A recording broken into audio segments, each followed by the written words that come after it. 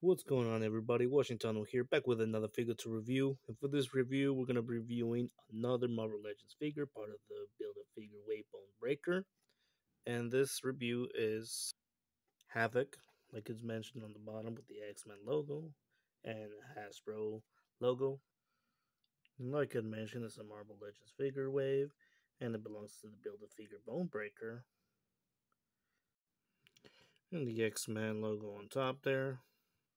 This one has no warning of choking hazards or small parts, so apparently this one doesn't have any small parts, but it does have the age orientated for ages and up. And in the window box, you can see the figure with some accessories and the build a figure piece, things that we're going to see in a little bit. On the side there, you see Havok with a promotional picture on the side there. On the other side, same thing as well. And the bottom part, nothing but the barcode and some legal licensing requirements. In the back of the box, and right there, you see that good, excellent artwork from the character of Havok, which he's using his activating his plasma effect through his chest and obviously through his hands, and making that scream right there, something that he does in the comics there. And you see there's a little readout, and if you guys want to pause and read it, feel free if you like. It's written in different languages. Spanish is included. At the bottom part, you see the list of all the Build a Figure Bonebreaker waves, starting from Wolverine all the way to Sabretooth. And Havok is the second figure with a Build a Figure piece. Down at the bottom, you see the Marvel and the Hasbro logo. So yeah, let's get this guy open so we can have a closer look at him. Okay, here we have the figure, and we're going to start off with a measurement tape. If you want to measure Havok from where it starts from his head, is actually 6 inches and a half or 6 inches and a quarter. But if you want to measure it through where his helmet piece is, it actually almost reaches those seven inches, which turns out to be 17 centimeters. But from his head, it's actually 16 centimeters. So, however you guys want to measure him, but yeah, this is Havok, and we already talked about Havok. He has this plasma, that comes out through his chest and also through his hands. Is a part of the uh, mutants, like from the X-Men. He's also the brother of Scott Summers. So yeah, and also Havok. His first appearance was on the issue X-Men number 54, and back in March 1969. So yeah, a little bit over 50 years ago. So yeah, this is a Havok. And to be honest, there's not a lot going on with this figure. It's obviously a reissue of the molding, the body. I mean, the rest, it's nothing else painted in there. It's just another reissue, with that pack hole in there. The only thing good part about it is the paint job that's down right there on the chest there. You know, this illumination of this blue here. And some people were complaining, some collectors were complaining about there was some a painting issue, but mine turns out to be, no effect on the paint job. So mine actually turns out to look good. I mean, not great, but still good. The sculpting, on the face, looks all right. Looks so,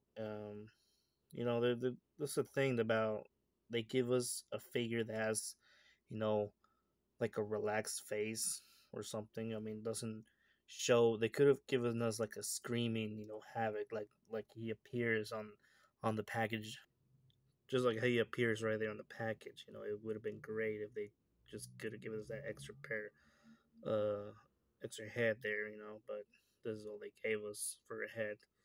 And also this is another reissue of this figure. I mean, I know that Marvel or Hasbro, whatever, had released another Havok that doesn't have these metal pieces here from his helmet.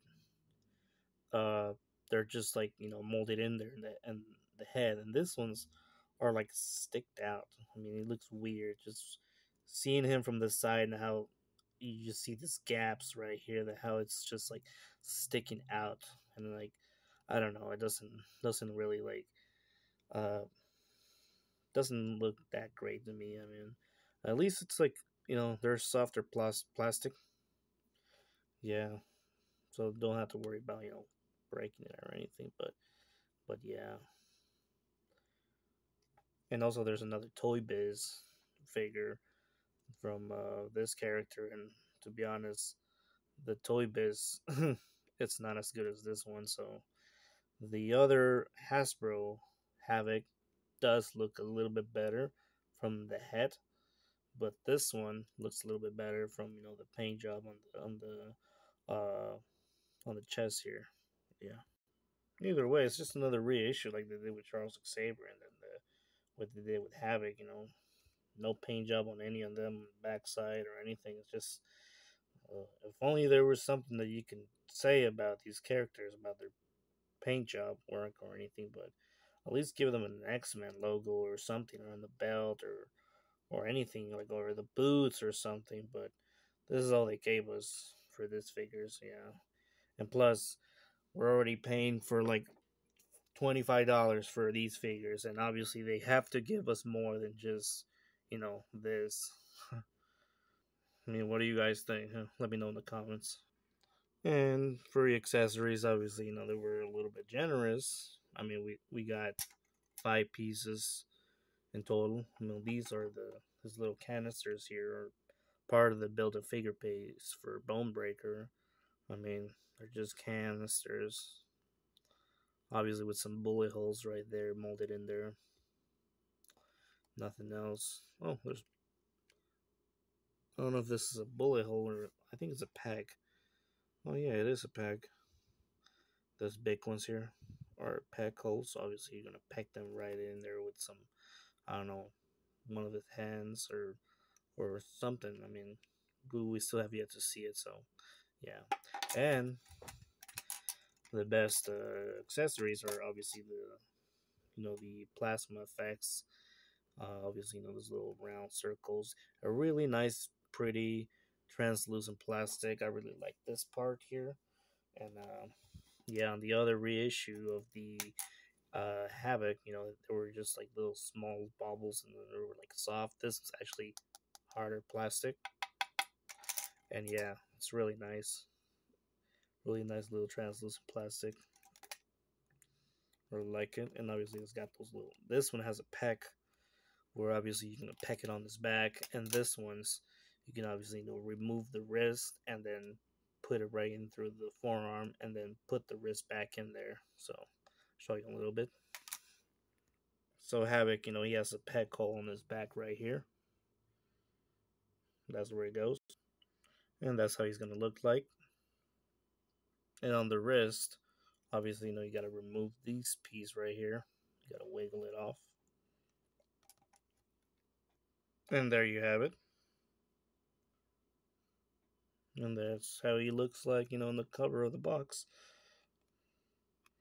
with his plastic effects. Obviously, this one spins a little bit. I don't know if it's supposed to do that, but yeah, this one spins. This one spins as well too. Not the backside, but yeah, this is how he looks like. If only you can just like stay like this, but this one is a little too wobbly. But yeah, just like how you look like in the box. Obviously, he's got that screaming, that expression face, but this one doesn't make any sense. Just having that relaxed face. So obviously, we could have had a better, head sculpt, like he has the expression there. With this one, motionless face, but yeah.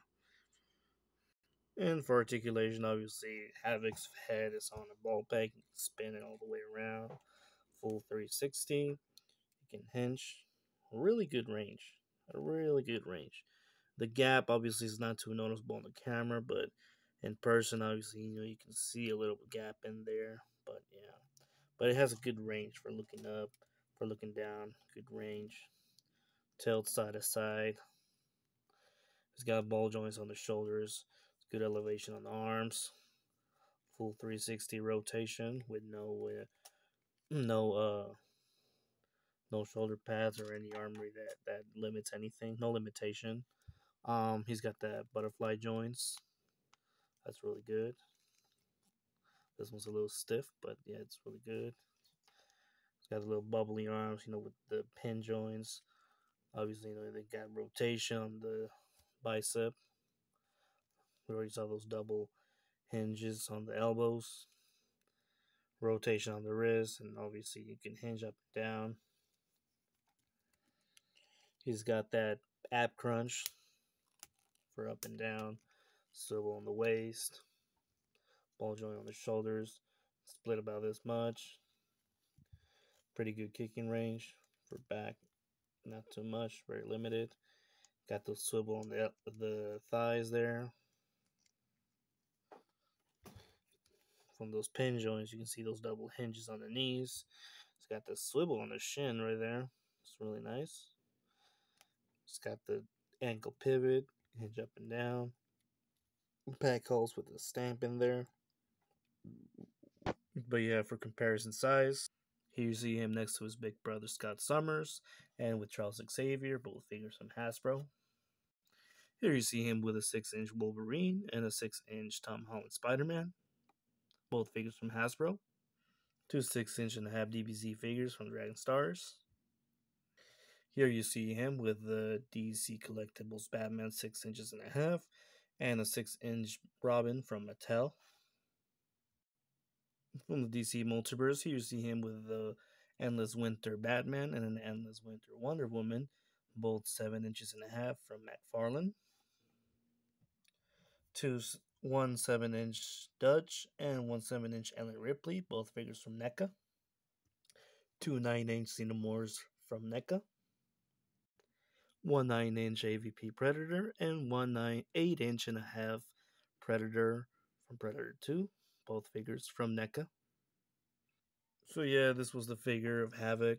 What do you guys think of this figure? Would you add him to your X-Men collection, or would you add him to I don't know, maybe with the Summer brothers, with Scott Summers and then Havok? I mean, what do you guys think? Let me know in the comments below. I mean, for a $25 figure, I mean, obviously they should have given us more accessories and better paint job. They have to do a lot of improvement if they're gonna be raising the price on these figures. Let me know in the comments below. Thank you guys for watching. If you made it this far, make sure to, if you enjoyed it, give you a like, subscribe to the channel though. That really helps a lot. Thank you guys for watching. I'll be seeing you guys next time.